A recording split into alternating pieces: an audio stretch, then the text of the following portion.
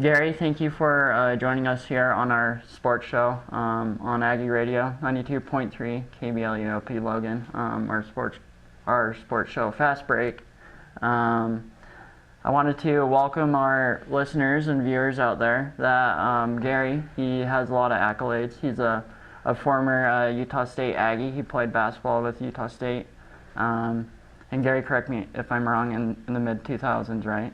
Yes, Yes, correct. in the mid-2000s. Yep. And Gary, he's also you came from Slick, from Salt Lake Community College. You're also an all-WAC newcomer. You also were WAC. WAC Player of the Year. Yeah. So, and then talking about your pro career as well, you were two-time NBL champion and a one-time first-team All-NBL. Along with, I believe, the Korea League, you won the championship there. Was that? It was in Estonia. Estonia. You got my career down better than anybody, so that's good. He's moved quite a bit in his basketball career. But Gary, it's a lot of Aggie fans' favorite time of the year here. We're in March. Next week is the Mountain West Championship. And then, of course, you have March Madness. Even at the high school level, we recently had a lot of Cache Valley teams make deep runs, both on the men's and women's side for high school basketball. So maybe tell us about some of your favorite memories being in March when you were an Aggie. Yeah, I think the thing is as the season progresses, and I played under Coach Stew Morrill, and he would always tell us around this time of the year, this is your team. I've told you everything I'm going to tell you. I've taught you everything that I need to teach you, and you just have to make the decisions and play the game the way that I've taught you to play. And that's what it became really fun for us at this time of year. There's a lot of pressure on you to continue to compete and make runs in the tournament and win the Mountain West or the WAC when I was here. So, as a competitor, this is what you live for. You live for the opportunity to compete for championships and put your name as out there for the NCAA tournament and try to make a run there as well. So it's a fun time of year. With you, with Stew Morrill's team that you guys were on, you guys created such a big culture around for making Utah State being a national, recognizable team here in Little Cache Valley. Right. How do you think that has helped you in your basketball career? Well, I think the way that you're raised is the way that you live, right? So, and I think playing at Salt Lake Community College under Norm Parrish and then playing up here at Utah State under Coach Morrill, taught me, because I didn't play high school basketball, so it taught me a lot about what basketball mindsets should be, taught me about how to respect the game and how to play it in a way that will help you to be successful. So, those guys are basketball geniuses. Coach Morrill, he was speaking language I didn't even speak when I came to Utah State. And so I just had to follow my teammates and try to do the best that I could. But having those opportunities paved the way. I didn't receive any better coaching when I played professionally. Those guys knew the game better than anybody and prepared me well for a professional career. Yeah, and Heath was just talking about how the Aggies over the year, they've really become a national brand. And even back when you guys were playing, you were making AP polls. You were definitely had a decent amount of national TV games and all that. It just seems like today with social media, seeing more guys go pro, and just as you and JC and Ty were able to do, there's been a little more of that national spotlight, and with that, there's been some national expectations as well. Expectations to win the conference every year, expectations to advance deeper into the NCAA tournament. How do you feel that's affected the program as a whole, kind of the mounting expectations surrounding the team? Well, I think the mounting expectations are a good thing for the program. And I've talked about this with Dave Fox when we do the broadcast, is if you've watched Utah State as the transfer portals opened up and as NILs come more to the forefront of things, Utah State's stayed steady. Their trajectory has continued to increase, as you've noted. So one thing that I think is the basketball culture and the expectation is the best coaches in the country want to coach at Utah State because it is clearly a platform to go to bigger and better things, and you win. And then for players watching that, they said these guys are always competing on a national stage. They're now in a very good conference, and the Mountain West is a great conference. Like we've always rose to the top of the conferences that we've been put in, so it's a great sign for Aggie. So we're attracting great coaches, we're attracting great players. I mean, the expectations are a necessary component of driving those things to Utah State and allowing us to continue to be as successful as we've been. Is there any similarities that you see from the teams that you've played on in the past here at Utah State to the current one that's playing now? Yeah, it's a much different game than when I played. I mean, I was on the block 95% of the game. And yeah, they would have had to stretch you shooting more. Which is fine, which I did professionally. That was the game. The European game has infiltrated college basketball and the professional and the NBA. So the game is much different. We'd throw it to me on the block. I'd go to work. If there was an option, I'd kick it back out or run screens for JC or our shooters. And so the game now, you have a stretch four. Carson's shooting threes. Isaac's shooting threes. Like and which is great. I mean, I love that type of game. It's fast-paced. It put points on the board. But I was allowed to shoot. I think I shot 10 threes my senior year. So I wasn't allowed to shoot many threes. But that's I would say the main difference that I see today. Yeah, and of course, we were talking earlier, Heath. He's made the rounds playing professional basketball in his career.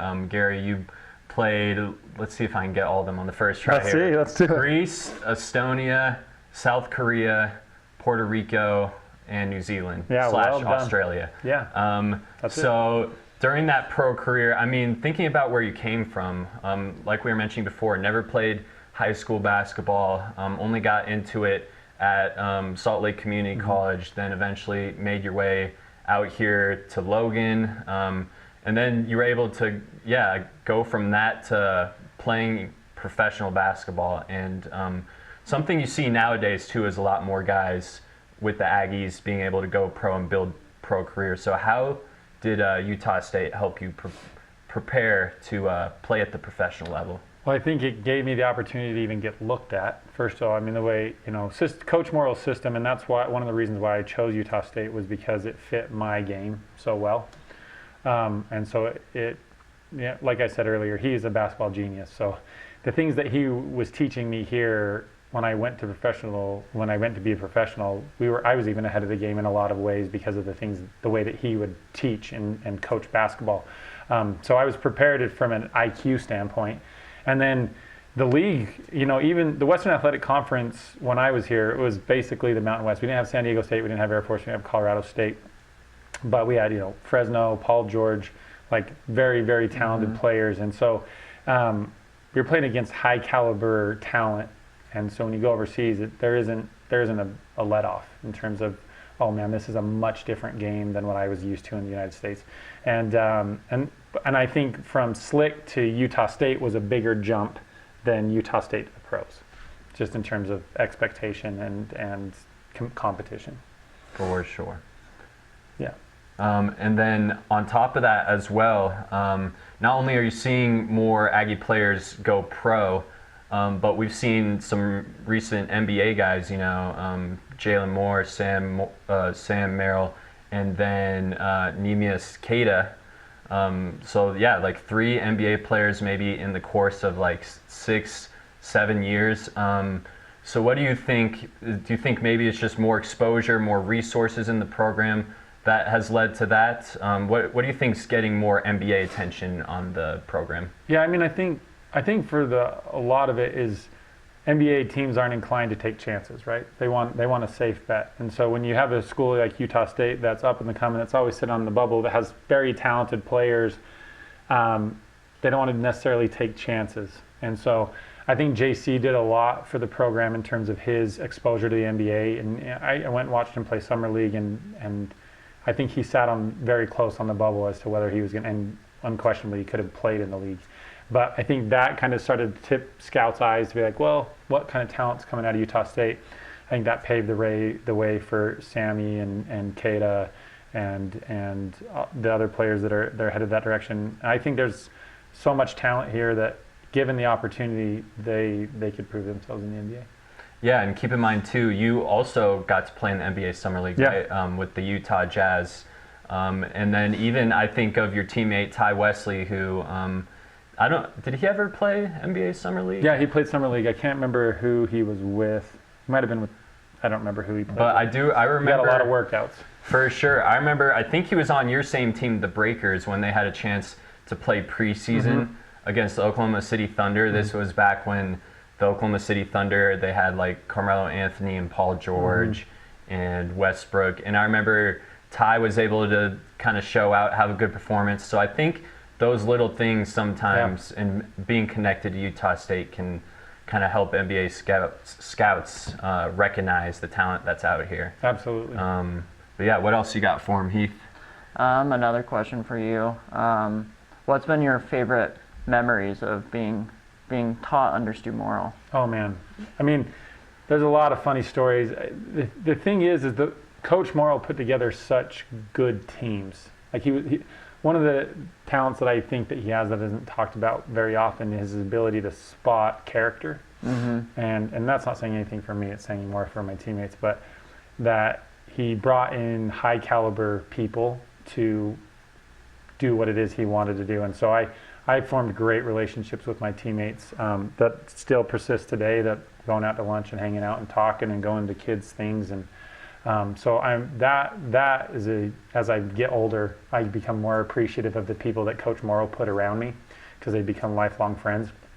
I mean, there's a lot of funny experiences where, you know, Coach was demanding, and which why we won so much, because he expected a lot. But I remember one day he was particularly upset with us in practice, and JC was down tying his shoe as Coach is talking, and Coach is walking backwards. Talking is a light phrase, but talking, and he didn't see JC, and JC didn't see him, and so Coach Morrill went head over heels over JC in practice, and every one of us was like terrified. So I went over and helped him up, and JC was just like, oh my goodness. But we had a lot of fun times in practices that not many people see. I mean, practice was hard, but there were times where we were able to really enjoy and appreciate what we were doing here. And then we won. We won a ton. I didn't lose one game in the Spectrum. I was 34-0 in my 2 years here. And so we won here, and we won a lot. We won 30 games my senior year, 17th in the country in the polls. And it's fun to win, and it's fun to have the crowd, the fans, unbelievable. I mean, that San Diego State game a few weeks ago was reminiscent of what I used to hear when I played here. I was like, this is how it used to be, just a constant energy. And the Spectrum was a very memorable place to play in as a college basketball player. And for me, growing up here, I went to a lot of your guys' games when I was 10, 11 years old. And I remember going to your guys' basketball camps too that were hosted up here at the Spectrum. And so there's like a lot that has happened to me. And but I think you guys playing under Coach Morrill, with you being undefeated in the Spectrum, 34-0, like I don't think anyone can accomplish that. That's a huge, big feature. But I think that's awesome that you're able to do that. The Spectrum's such an amazing place. And I heard that the Spectrum too, that it was ranked in one of the hardest places to play in the nation. Which is insane. When I was here, it was top 5 in the country. So you had Kansas, and then Cameron Indoor at Duke, and then the Spectrum. I can't remember what the other two were.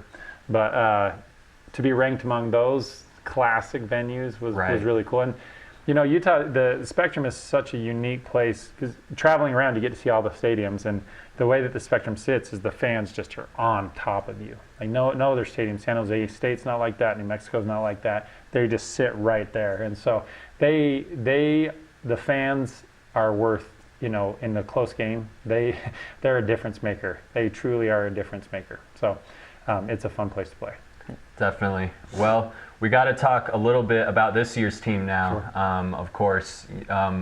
So this is the team this year. They got off to the best start in program history, 10-0 start. We were talking earlier about expectations. I think that really kind of steeped up the expectations early on in the year. Now down the stretch in conference play, we've seen them struggle a bit. A couple tough losses, 2 losses to New Mexico, a loss to Colorado State, Boise State, and UNLV. So were you ever a part of a team that before postseason play kind of went through that struggle, and how are you able to kind of recollect yourselves after a little slump like that? I mean, yeah. So we took a 3-game skid my senior year. So we were 19th in the country. We went St. Mary's lost, Nevada lost, and then we lost to, I can't remember what other team we lost to. Maybe it was Boise. Right. I can't remember. But yeah, I mean, there is, and this is why when I talk to people, they're like, well, why are we losing? I'm like, well, because we don't win every game. Like, we just don't win every game. Yeah. That's why.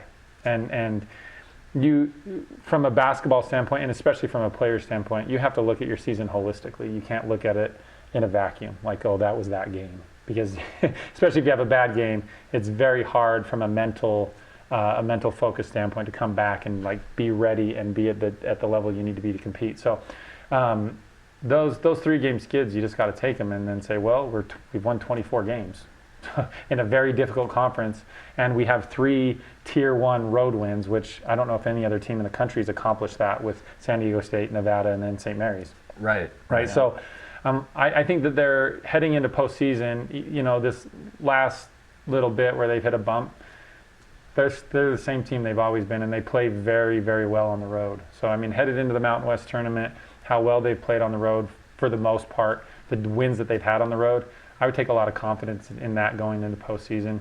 Look at the pedigree that you've accomplished throughout the year, and to say there's a couple bumps along the way, but they are very well situated to win the Mountain West. If they go in as a 2 or 3, that's probably where I'd rather be, to play a 1 and potentially San Diego State. Mm-hmm. I'd rather be against Colorado State in the later rounds. So I think they're in a good position. I think they have enough talent to get them where they need to be, and then I think if they should make a decent showing, they're in the NCAA tournament. So awesome. Yeah, and I think one thing a lot of people don't realize as well is that you've really stayed involved with the basketball program. I mean, obviously, I think we forgot to bring up that you've been announcing games with K-Jazz and the Mountain West mm-hmm. Network, and but even before that, you know, you would kind of always keep tabs with different players and coaches. Mm-hmm.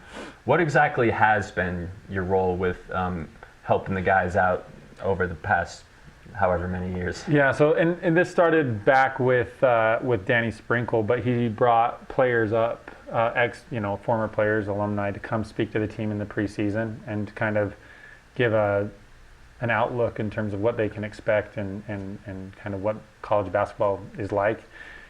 Coach Calhoun has instituted a mentor program for players to be matched up with former players, which I think is a great approach. And I wish, as a player, and I was actually talking to Mason Falsov about this the other day,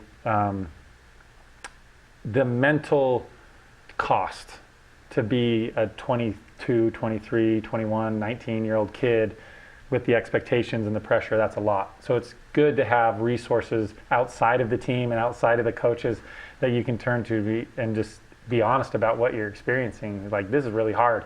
Like, I had 6 points last game. I'm expected to put up 17 every game. You know, what does that feel like? How do you navigate that? So that's kind of been my involvement, and you know, I try to stay around and talk with guys if they want to talk. I love supporting the program. It's so great for the community, and as far as a basketball program, it's as good as you can get in terms of talent and fun to watch. So. Right.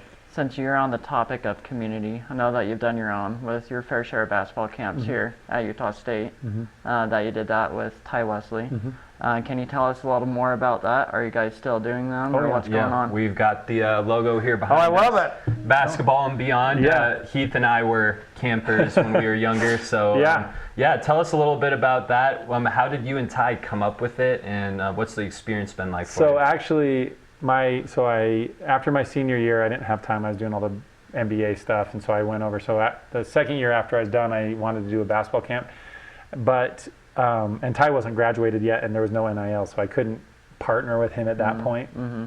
So he just came and helped coach. But my idea was, look, basketball is great, and for some, it may be a career. For most, it won't. So basketball and beyond, the beyond component was the most important component for me, because the skills that you learn in sports and athletics translate so well into life generally that I would use the basketball camp as a mechanism to help teach principles that I thought were that related to basketball, but were more applicable to what we do out in the community. So kids will come, we'll give them a pamphlet, and we'll set goals, have them set goals, and then have them do service-oriented activities. That's part of their homework, and then we'll do basketball drills with it. So a lot of it is just like how do you develop your character? How do you develop being a better person in the same time that you become a better athlete? So Basketball and Beyond is kind of situated to promote those ideas. And it has been so successful. We've done it since 2010 was my first year, and we're now 2025, so 15 years in. And I mean, most of the kids that come were not alive when I even played basketball at Utah State. Right. So it's mostly their dads and moms that are sending them these days. But it is so fun to be with those kids, and there's so much energy. And it's Ty and then Ty joined when after he started playing professional basketball, and him and I have loved it. We're best of friends, and so we love being with those kids and having a great time. And the community still supports us, so we're appreciative of that. You guys are definitely Aggie legends, so why would we not support you guys? I appreciate it. Yeah, appreciate it. Totally. And do you have any information for this summer's camp as well? Yes. Any announcements on dates or locations? Or? Yeah, it's going to be at the Smithfield Rec. It's the second week in July, and I think the cost of the camp's like $85. So we try to keep it cheap. You get a shirt and a bunch of stuff. And to be honest, it's not about money for us. We don't make nothing of that. Basically, we pay for the gym, pay for the shirts, and pay for our coaches. And it's been so good. And we have Aggies come out and help us. Last year we had Mason and Ian Martinez and guys come out and give of their time to be with our camp. And so we were really appreciative of those guys too. So, and it's great for the community to be around the current Aggies as well as former Aggies. Right. I think it's awesome that you guys do that because you guys are getting out the outreach with the community and getting people so much involved. And then also, too, with social media, like, that just, like, explodes everything. Like, one person could just share one thing and then goes to the next, and then there's a bunch of, like, more people that are interested in coming to your camp to hear about it. Yeah, and we generally try to, like, keep it at a certain number just so that we can give some quality instruction. But, we love the support that we've got, and we just try to give back in the ways we can. Well, awesome, Thanks again for joining us, Gary. It's always great to have a Aggie Hall of Famer with us. Is there anything else you wanted to tell the people, perhaps, the Aggie fans who might be either excited or anxious for postseason play, or just the community out there? Yeah, I mean, I love Aggie Nation. They're the best. The fans, the support, and their basketball IQ. I mean, I don't think there's not many fan bases that know basketball like Aggie fans know basketball, and so it's really fun to interact and the questions that you get and be out in the community. We have a talented team. I think that we had a postseason win last year. I think that depending on how we make a run in the Mountain West, I think that is a definite possibility this year. We're athletic, we're long, we're scrappy. We can put points on the board. We're great defensively. We can be great defensively, and that's what drives our offense. So I think we have a lot to look forward to, not only this year and what postseason will bring, but in the years to come. So. All right. Well, thanks again for joining us. Heath, you got anything else to take us out with here? Gary, so Carson and I have started this Fastbreak show here on Aggie Radio. And you are our first Aggie guest. Let's go. So thank you thanks for having me. I'm honored. Today. I'm honored, so I appreciate it. We appreciate your help with helping us out, get Aggie sports out there to all of our viewers, and so we appreciate your help today.